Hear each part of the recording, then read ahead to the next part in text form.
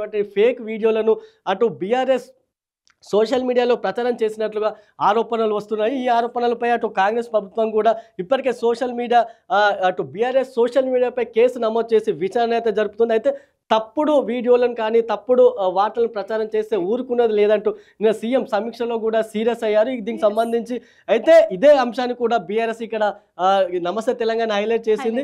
ప్రభుత్వ వైఫల్యాలను ప్రశ్నిస్తే కేసులు పెట్టడం ఏంటి, కనీసం ఫ్లెక్సీ కట్టిన కేసులు పెడుతున్నారు, పాలాభిషేకం చేసిన కేసులు పెడుతున్నారు, ఇదేమి రాజ్యం, ఒక పోలీస్ రాజ్యమా?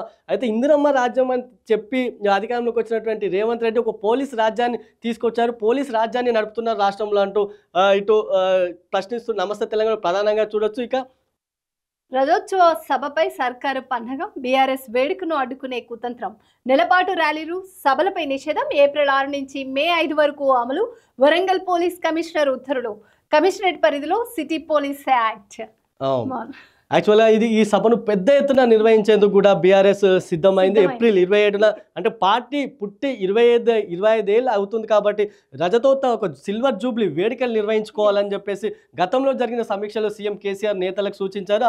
దానికి అనుగుణంగా అక్కడ హన్మకొండ జిల్లాలో ఏర్పాటు చేయాలని చెప్పేసి ఇప్పటికే బీఆర్ఎస్ భూమిని కూడా అక్కడ సభాస్థలిని కూడా పరిశీలించింది. ఈ నేపథ్యంలోనే అక్కడ పోలీస్ యాక్ట్ను కమిషనరేట్ పరిధిలో పోలీస్ యాక్ట్ అయితే విధించారు.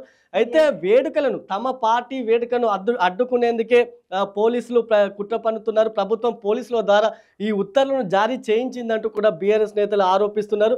అయితే దీనిపై ఒకవేళ ఇక్కడ పోలీసులు అడ్డుకుంటే వాళ్ళు కోర్టుకు వెళ్తారు, కోర్టు నుంచి పర్మిషన్ తీసుకొని వాళ్ళు అక్కడ సభ నిర్వహించుకునే అవకాశం ఉంటుంది. అయితే ఇక్కడ ఎవరైనా సరే నిరసనలు కానీ తమ పార్టీ కార్యక్రమాలు యథేచ్ఛగా నిర్వహించుకునే అవకాశం ఇవ్వాలి ప్రభుత్వాలు కూడా. ప్రతి దాన్ని అణిచివేయడం అనేది కరెక్ట్ కాదు. ఎందుకంటే ఒకవేళ వీళ్ళు పోలీసులు అక్కడ పర్మిషన్ ఇవ్వకుండా వాళ్ళు కోర్టుకు వెళ్తారు, కోర్టు ద్వారా వాళ్ళు పర్మిషన్ తెచ్చుకునే అంతకు ముందే ప్రభుత్వమే ఒక ఏదైనా సరే నిరసనలకు సంబంధించి నిరసనలు కానీ పార్టీ సభలు కానీ నిర్వహించుకునేందుకు ప్రభుత్వమే అవకాశం ఇస్తే బాగుంటుందనే ఆరోపణలు కూడా వినిపిస్తున్నాయి. ఇక అప్పుల ప్రధాని మోదీ, ఆయన హయాంలోనే ఎక్కువగా రుణగ్రస్తమైన భారత్ 11 ఏళ్ల వ్యవధిలో ఏకంగా 130 లక్షల కోట్ల రుణాలు, మొత్తంగా 185 లక్షల కోట్లకు చేరిన కేంద్ర ప్రభుత్వ అప్పు, జీడిపిలో రుణం వాటా 57%, ఒక్కో నెత్తిపై 1.27 లక్షలు ఉన్న అప్పు, గణాంకాలతో సహా కుండ బద్దలు కొట్టిన ఏఐ చాట్ బోట్ గ్రోక్. నిజంగా గ్రోక్ చాలా అంటే ప్రతి విషయం అయితే చెప్తుంది. కొంచెం కేంద్ర ప్రభుత్వం ఇప్పటివరకు ఏవైతే గొప్పలు చెప్పుకుంటూ వచ్చిందో వాటన్నిటిని కూడా గ్రోక్ కుండ బద్దలు కొడితే అవన్నీ తప్పులను కూడా చెప్తున్నాయి. ఇదే అంశంలో మోదీ అంటే కేంద్ర ప్రభుత్వం చేసినటువంటి అప్పులను కూడా గ్రోక్ చెప్పింది ఏంటంటే ప్రస్తుతం 11 ఏళ్లలో ప్రస్తుతం హ్యాట్రిక్ విజయం సాధించిన బీజేపీ ఇప్పుడు మూడో దఫా బీజేపీ అధికారంలో ఉంది. ఈ నేపథ్యంలో 130 లక్షల కోట్ల రుణాలు, గత 11 ఏళ్ళుగా 130 లక్షల కోట్ల రుణాలు కేంద్రం చేసింది. ఇక మొత్తంగా చూసుకుంటే 185 లక్షల కోట్ల అప్పు కేంద్రం చేసింది. దీని ఒక్కొక్క నెత్తిపై దేశవ్యాప్తంగా ఉన్న సగటు వ్యక్తిపై 1.27 అంటే 1,27,000 అప్పు ప్రతి ఒక వ్యక్తిపై ఉన్నట్లుగా గ్రోక్ చెప్తుంది.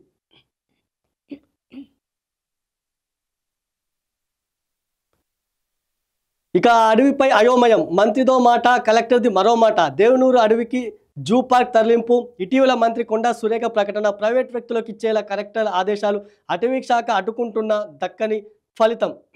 ఇక్కడ మంత్రి ప్రైవేట్ వ్యక్తులకు ఇచ్చేలా కలెక్టర్ ఆదేశిస్తే మంత్రి మాత్రం అక్కడ జూ పార్క్ తరలిస్తామని చెప్పింది. ఇక్కడ అధికారులకు మంత్రులకు ఇక్కడ సమన్వయ లోపం ఉందనేది స్పష్టంగా అర్థమవుతుంది. జనరలిస్ట్లో టాపర్ను దాటేసి నాన్ తెలుగు మీడియం అభ్యర్థికి 97.5 మార్కులు, గ్రూప్ 1 లీలలు. ఇదంతా టాపర్కు వచ్చింది కేవలం 65.5 మార్కులే. పేపర్ల మూలికణంలో మరో విచిత్రం, తెలుగు మీడియం అభ్యర్థులకు అన్యాయం. వెలుగు చూస్తున్న గ్రూప్ 1 మెయిన్స్ లోపాలు మనం చూడవచ్చు. అంటే బీఆర్ఎస్ కానీ అటు గ్రూప్ 1 అభ్యర్థులు కూడా మొదటి నుంచి తమకు ఎన్నో ఇప్పటికే మూల్యాంకనంలో మనం చూడొచ్చు. ఇంగ్లీష్ టీచర్లు తెలుగు మూల్యాంకనం చేస్తారు, దానివల్ల కొంత మాకు నష్టం జరిగింది. దీనిపై ఇప్పటికే ఆందోళన కూడా చేశారు గ్రూప్ 1 అభ్యర్థులు. అయితే అటు టీజీపీఎస్సీ మాత్రం అటువంటిది ఏమీ లేదని తాము చట్ట ప్రకారమే నడుచుకున్నాం, ఎవరికి ఎటువంటి అన్యాయం చేయలేదు, అయితే రూల్స్ ప్రకారమే ముందుకు సాగుతున్నట్లు కూడా టీజీపీఎస్సీ ప్రకటించింది. అయితే ఇక్కడ మాత్రం జనరల్ ఎస్ఏలో టాపర్ను దాటేసి తెలుగు మీడియం అభ్యర్థికి 97.5 మార్కులు. ఇది ఎలా అంటూ కూడా ఇక్కడ మనం చూడొచ్చు. వార్తనైతే నమస్తే తెలంగాణ ప్రచురించింది. గ్రూప్ 1లో ఎన్నో అక్రమాలు జరుగుతున్నాయి, ఎన్నో లోపాభూయిష్టంగా గ్రూప్ 1 నిర్వహించింది ప్రభుత్వం అని చెప్పేసి ఇక్కడ ఆరోపణలు అయితే వినిపిస్తున్నాయి. స్క్రీనింగ్ టెస్ట్కు మంగళం, ఎట్టకేలకు అసిస్టెంట్ ప్రొఫెసర్ల భర్తీకి దొడ్డిదారిలో జీవో, అకాడమిక్ రికార్డ్, స్కిల్స్, ఇంటర్వ్యూ ఆధారంగా నియామకం, ప్రొఫెసర్లు, అసిస్టెంట్ ప్రొఫెసర్ల భర్తీ ఉస్తత్తని సర్కారు, ప్రభుత్వం తీరుపై మండిపడుతున్న విద్యార్థి. ఆల్రెడీ మనం ఇప్పటివరకు మాట్లాడుకున్నది అసిస్టెంట్ ప్రొఫెసర్లకు సంబంధించి ఆల్రెడీ ఇప్పటికే సగం ఖాళీలను భర్తీ చేసేందుకు ప్రభుత్వం సిద్ధమైంది. దానికి సంబంధించి అయితే స్క్రీనింగ్ టెస్ట్ లేకుండా డైరెక్ట్గా రిక్రూట్మెంట్ ఎలా చేస్తారంటూ కూడా కొన్ని విద్యార్థి సంఘాలు అయితే మండిపడుతున్నాయి. స్క్రీనింగ్ టెస్ట్ నిర్వహించి ఆ తర్వాత ఇంటర్వ్యూ ద్వారా నిర్వహించాలి, కానీ కేవలం స్కిల్స్ ఇంటర్వ్యూ ఆధారంగా భర్తీ చేయడం ఏంది, అసిస్టెంట్ ప్రొఫెసర్లను అలా తీసుకోవడం ఏంటంటూ కూడా కొన్ని విద్యార్థి సంఘాలు మండిపడుతున్నాయి. ఇక గంచగచ్చిబౌలి కేటీఆర్కి సంబంధించిన బహిరంగ లేఖను కూడా నమస్తే తెలంగాణ హైలైట్ చేసింది. ఇక సమ్మెకు సమాయత్తం 7 ఆర్టీసీ కార్మిక సంఘాల సమాలోచన, సమ్మె తేదీపై నేడు ప్రకటన. ఇప్పటికే తమ సమస్యలను ప్రభుత్వం పరిష్కరించడం లేదు, కనీసం సమస్యల పరిష్కారంపై ఊసెత్తడం కూడా లేదంటూ ఆర్టీసీ సంఘాలు గతంలోనే సమ్మె ప్రారంభించాలనుకున్నప్పటికీ కొన్ని కారణాలతో వాయిదా వేశారు. అయితే ప్రభుత్వం సంబంధించి ఇవాళ ఒక సమ్మెపై క్లియర్ కట్ ఒక డేట్ అయితే ప్రకటించే అవకాశం ఉంది. అయితే ఈ లోపే ఆర్టీసీ యాజమాన్యం ఆర్టీసీ కార్మికులతో ఏమైనా చర్చలు జరుపుతుందా అనేది చూడాలి. ఇక సిపిఎం ప్రధాన కార్యదర్శికి ఎంఏ బేబీ, కేరళ మాజీ మంత్రికి సారథ్య బాధ్యతలు. కనిపిస్తుందంతా ఏ కాదు, చెట్లు, నెమళ్ళు, జింకలు, ఇతర జీవులు ఉన్నప్పుడు జాగ్రత్తగా ఉండాల్సిందే. జనం మీదికి పంపినట్టు విద్యార్థుల మీదికి పోలీసులు పంపారు. సీఎంకు మీనాక్షి నటరాజన్ మందలింపు. యాక్చువల్గా నమస్తే తెలంగాణ ఇది ఒకటి హైలైట్ చేసింది ఏంటంటే కనిపిస్తున్నది అంతా ఏ కాదు. అయితే మంత్రుల కమిటీ చెప్పింది ఏంటంటే మీనాక్షి నటరాజన్, కేఐసిసి ఇన్ఛార్జ్గా ఉన్నటువంటి మీనాక్షి నటరాజన్కు మంత్రుల కమిటీ ఏం చెప్పిందంటే కేవలం ఏ వీడియోలతో వాళ్ళంతా విపక్షాలు కుట్ర చేస్తున్నాయి, దీనిపై అనవసర రాద్ధాంతం చేస్తున్నాయి, ఎన్నుకుండి విద్యార్థులు రెచ్చగొడుతూ వాళ్ళతో ఆందోళన చేయిస్తున్నారంటూ కూడా చెప్పుకొచ్చారు. అయితే కనిపిస్తున్నంత ఏ కాదు, అక్కడ నిజంగానే జింకలు నెమ్మళ్ళు ఉన్నాయి కదా అని చెప్పేసి మీనాక్షి నటరాజన్ వాళ్ళని ప్రశ్నించినట్లుగా నమస్తే తెలంగాణ రాసుకొచ్చింది. ఇక దిశ మనం నెక్స్ట్ చూసుకుంటే దిశలో ప్రధానంగా 10 ఏళ్లలో విధ్వంసం, హైరైజ్ బిల్డింగ్స్కు ఓకే చెప్పిన గత బీఆర్ఎస్ ప్రభుత్వం, ప్రాజెక్టుల కోసం గుట్టలు చెట్లతో ఉన్న ప్రకృతి ధ్వంసం, 5 ఏళ్ల ముందు గూగుల్ మ్యాప్ చెక్ చేస్తే అంతా స్పష్టం, బద్వేల్ కోకాపేటలో ఎకరం రూ 100 కోట్లు. ఇక బీఆర్ఎస్ ఆరోపిస్తున్నది ఏతుందో గతంలో ఇప్పుడు కాంగ్రెస్ ఎస్యూ భూములపై బీఆర్ఎస్ ఆరోపిస్తుండగా ఇక్కడ దిశలో మనం చూడవచ్చు గతంలో బీఆర్ఎస్ చేసింది కూడా అదే. ఎన్నో ప్రకృతికి నిలయమైన ఎన్నో గుట్టలను కూడా ప్రైవేట్ సంస్థలకు అప్పచెప్పారు. అదేవిధంగా కోట్లకు అక్రమాలు జరిగాయి అందులో ఆ విక్రయాలకు సంబంధించి. ఇక బుద్వేలు కోకాపేటలో ఎకరం 100 కోట్లకు మేర బీఆర్ఎస్ ప్రభుత్వం అమ్ముకున్నదంటూ కూడా దిశ ఒక ప్రత్యేక వార్తనైతే ఇక్కడ ప్రచురించింది. కంచగచ్చిబౌలిలో 400 ఎకరాలను కాపాడాలంటూ ఉద్యమం నడుస్తున్నది.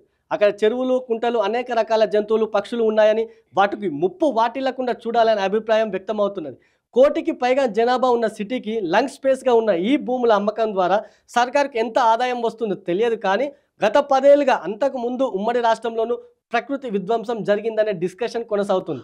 ఉమ్మడి రాష్ట్రంలో వైఎస్ హయాంలోనే ప్రారంభమైన ఈ ఒరవడి ప్రత్యేక రాష్ట్ర ఆవిర్భావం తర్వాత 10 ఏళ్లగా నిరాటకంగా కొనసాగినట్టు స్పష్టమవుతున్నది. గచ్చిబౌలిలోని భూములను వేలం వేయొద్దని, ప్రకృతిని కాపాడాలంటూ ప్రస్తుతం గగ్గోలు పెడుతున్న బీఆర్ఎస్ తన 10 ఏళ్ల టర్మ్లో 100 ఎకరాల భూములను ప్రైవేట్ కంపెనీలకు ధారాదత్తం చేసింది. ప్రధానంగా ఉస్మాన్ సాగర్కు పక్కనే గండిపేట మండలం కోకాపేటలో గుట్టలు చెట్లతో నిండి ఉన్న ప్రభుత్వ భూములను వేలం వేశారు. అగ్రికల్చర్ వర్సిటీకి ఆనుకొని ఉన్న రాజేంద్రనగర్ మండలం బుద్వేల్లో ఎన్నో ఎకరాలను ప్రైవేట్ పరం చేశారు. గతంలో అక్కడ ఎంతటి ఆహ్లాదభరితమైన వాతావరణం ఉండేదో పాత గూగుల్ మ్యాప్స్ చూస్తే అర్థమవుతుంది. ఇక ఎకరం రూ 100 కోట్లు పలికిందని గొప్పగా ప్రచారం చేసుకున్న అక్కడికి వచ్చే ప్రాజెక్టులతో రానున్న ముప్పు భవిష్యత్తులో తెలుస్తుందని పర్యావరణవేత్తలు ఆందోళన వ్యక్తం చేస్తున్నారు. మనం చూసుకోవచ్చు ఇప్పుడైతే హెచ్యూ భూములపై బీఆర్ఎస్ గగ్గోలు పెడుతుండగా గతంలో అదే పనిని బీఆర్ఎస్ కూడా చేసింది గత 10 ఏళ్లలో. కోకాపేట అదేవిధంగా అగ్రికల్చర్ యూనివర్సిటీకి రాజేంద్రనగర్ సమీపంలో అగ్రికల్చర్ యూనివర్సిటీకి ఆనుకొని ఉన్న భూములను గుట్టలను ప్రభుత్వం ప్రైవేట్ వ్యక్తులకు కేటాయించింది. అయితే దీనికి సంబంధించి అక్కడ సంస్థలు వచ్చినప్పటికీ ఆ తర్వాత గత భవిష్యత్తులో చూసుకుంటే పర్యావరణ పరంగా నష్టం జరిగే నష్టాన్ని ఎవరు ఊహించలేరంటూ కూడా పర్యావరణవేత్తలు అయితే ఆందోళన వ్యక్తం చేస్తున్న పరిస్థితి ఉంది.